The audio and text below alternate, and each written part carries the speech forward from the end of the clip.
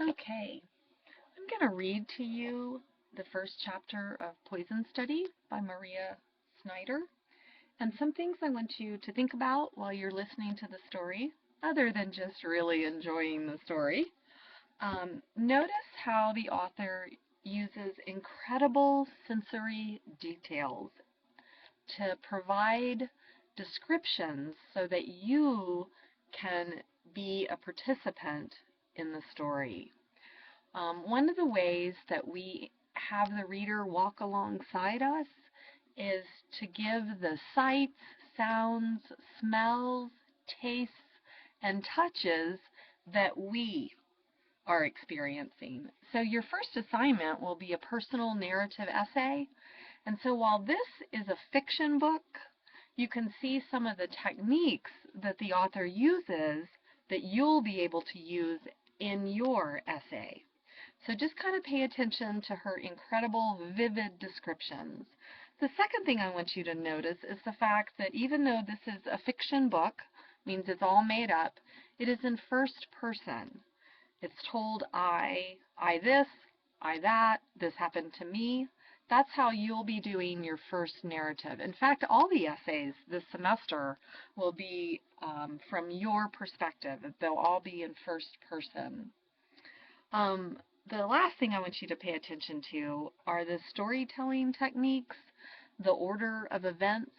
When it first starts out, she's in a memory. And then she goes to the story itself. As you read through the book, through the different chapters, she'll go back and forth between her memories and then what's actually happening. And so she starts out in chapter 1 in a memory, and then the author uses transition statements to get us from the memory back into the regular story. And you'll be able to see some of those along the way.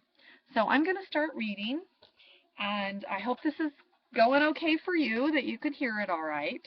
So here we go. This is chapter 1 of Poison Study by Maria Snyder. Locked in darkness that surrounded me like a coffin, there was nothing to distract me from my memories. Vivid recollections that waited to ambush me whenever my mind wandered. Encompassed by the blackness, I remembered white, hot flames stabbing at my face. Though my hands had been tied to a post that dug sharply into my back, I had recoiled from the onslaught. The fire had pulled away just before blistering my skin, but my eyebrows and eyelashes had long been singed off. "Put the flames out," a man's rough voice had ordered. I blew at the blaze through cracked lips. Dried by fire and fear, the moisture in my mouth had gone, and my teeth radiated heat as if they had been baked in an oven. "Idiot," he cursed. "Not with your mouth. Use your mind. Put the flames out with your mind." Closing my eyes, I attempted to focus my thoughts on making the inferno disappear. I was willing to do anything, no matter how irrational, to persuade the man to stop. "Try harder." Once again the heat swung near my face, the bright light blinding me in spite of my closed eyelids. "Set her hair on fire," a different man instructed. He sounded younger and more eager than the other. "That should encourage her. Here, father, let me." My body jerked with intense fear as I recognized the voice. Twisting to loosen the bonds that held me, my thoughts scattered into a mindless buzzing. A droning noise had echoed from my throat and grew louder until it pervaded the room and quenched the flames. The loud metallic clank of the lock startled me from my nightmarish memory. A wave of pale yellow light sliced the darkness, then traveled along the stone wall as the heavy cell door opened. Caught in the lantern's glow, the brightness seared my eyes. I squeezed my eyes shut as I cowered in the corner. "Move it, rat, or we'll get the whip." Two dungeon guards attached a chain to the metal collar on my neck and hauled me to my feet. I stumbled forward, pain blazing around my throat. As I stood on treading legs, the guards efficiently chained my hands behind me and manacled my feet. I averted my eyes from the flickering light as they led me down the main corridor of the dungeon. Thick, rancid air puffed in my face. My bare feet shuffled through puddles of unidentifiable muck. Ignoring the calls and moans of the other prisoners, the guards never missed a step, but my heart lurched with every word. Ho, ho, ho, someone's gonna swing. Snap, crack, then your last shit slides down your legs. One less rat to feed. Take me, I want to die too. We stopped. Through squinted eyes, I saw a staircase. In an effort to get my foot onto the first step, I tripped over the chains and fell. The guards dragged me up. The rough edges of the stone steps dug into my skin, peeling away exposed flesh on my arms and legs. After being pulled through 2 sets of thick metal doors, the guards dumped me onto the floor. Sunlight stabbed between my eyes. I shut them tight as tears spilled down my cheeks. It was the first time that I had seen daylight in seasons. This is it, I thought, starting to panic. But the knowledge that my execution would end my miserable existence in the dungeon calmed me. Yanked to my feet again, I followed the guards blindly. My body itched from insect bites and from sleeping on dirty straw. I stunk of rat. Given only a small ration of water, I didn't waste it on baths. Once my eyelids adjusted to the light, I looked around. The walls were bare, without the fabled gold sconces and elaborate tapestries I had learned about that decorated the castle's main hallways. The cold stone floor was worn smooth in the middle. We were, probably traveling along the hidden corridors used solely by the servants and the guards. As we passed 2 open windows, I glanced with a hunger that no food could satisfy. The emerald of the grass made my eyes ache.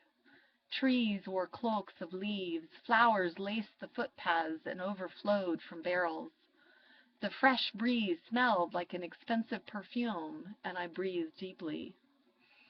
After the acidic smells of excrement and body odor, the taste of the air was like drinking a fine wine. Warmth caressed my skin, replacing the eternally damp and chilly dungeon air. I guessed it was the beginning of the hot season, which meant that I had been locked in the cell for 5 seasons, 1 season shy of a full year. It seemed an excessively long time for someone scheduled for an execution. Winded from the effort of marching with my feet chained, I was finally led into a spacious office. Maps of the territory of Iexia and the lands beyond completely covered the walls. Piles of books on the floor made walking a straight line difficult. Candles in various stages of use generously littered the room, singe marks evidence on several papers that had gotten too close to the candle's flame. A large wooden table, strewn with documents and ringed by a half a dozen chairs, occupied the center of the room. At the back of the office, a man sat at a desk. Behind him, a square window gaped open, permitting a breeze to blow through his shoulder-length hair. I shuddered, causing the chains to clink musically. From the whispered conversation between prison cells, I had determined that the condemned prisoner was taken to an official to formally confess his or her crime before being hanged. Wearing black pants and a black shirt with 2 diamonds stitched on the collar, the man at the desk wore the uniform of an advisor to the commander. His pallid face held no expression.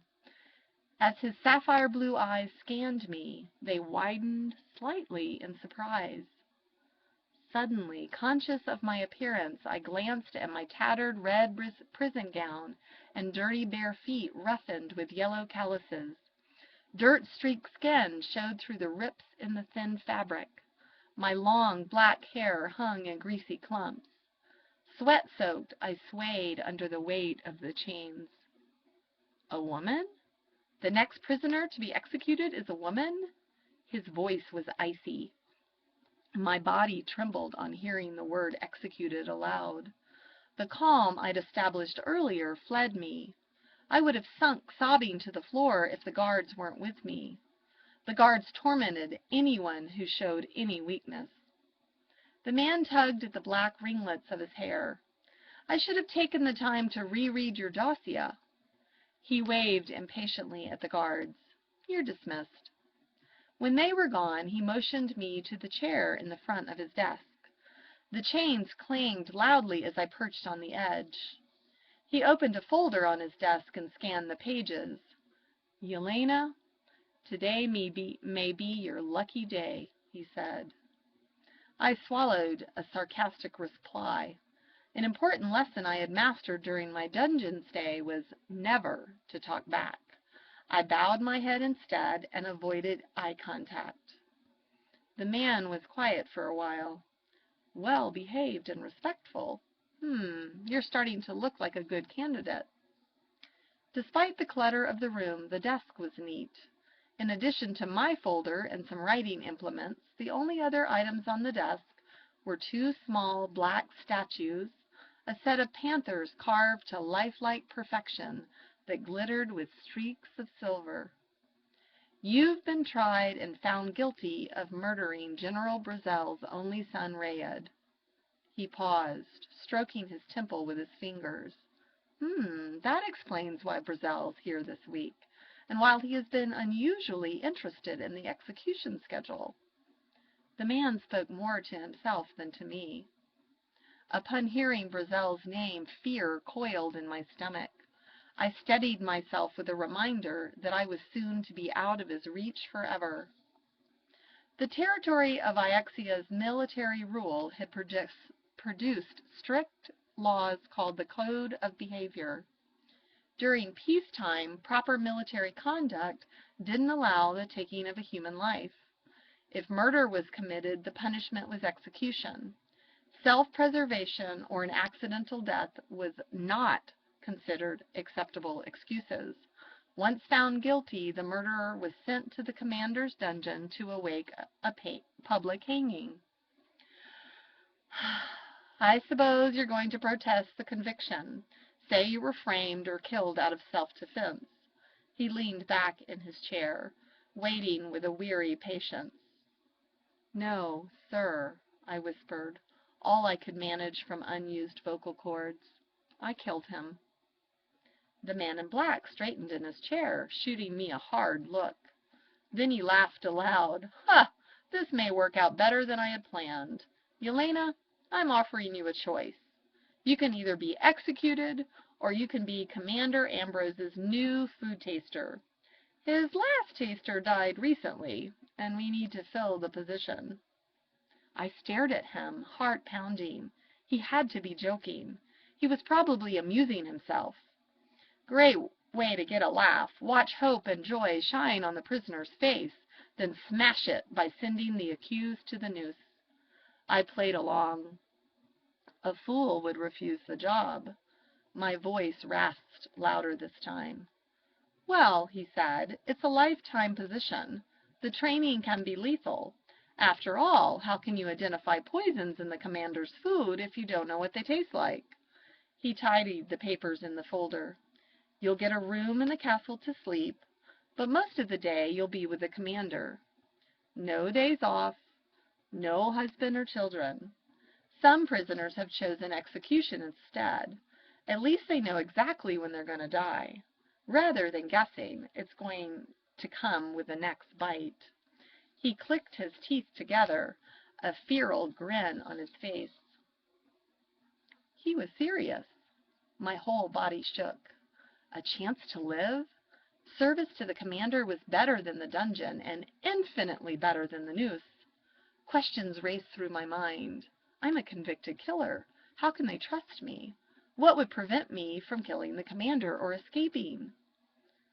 Who tastes the commander's food now? I asked instead, afraid if I asked the other questions, he'd realize his mistake and send me to the gallows. I am. So I'm anxious to find a replacement. Also, the code of behavior states that someone whose life is forfeit must be offered the job. No longer able to sit still, I stood and paced around the room, dragging my chains with me. The maps of the walls showed strategic military positions. Book titles dealt with security and spying techniques. The condition and amount of candles suggested someone who worked late into the night. I looked back at the man in the advisor's uniform. He had to be Valak, the commander's personal security chief and leader of the vast intelligent network for the territory of Iexia. What shall I tell the executioner? Valak asked. I am not a fool. So, that's the end of Chapter 1. And now you have a journal assignment. You can look back for specifics, but what you'll be answering is the question, if you were Yelena, what choice would you have made? Would you choose to be the food taster, or would you choose execution? So, thanks for listening, and if you have any questions, write me.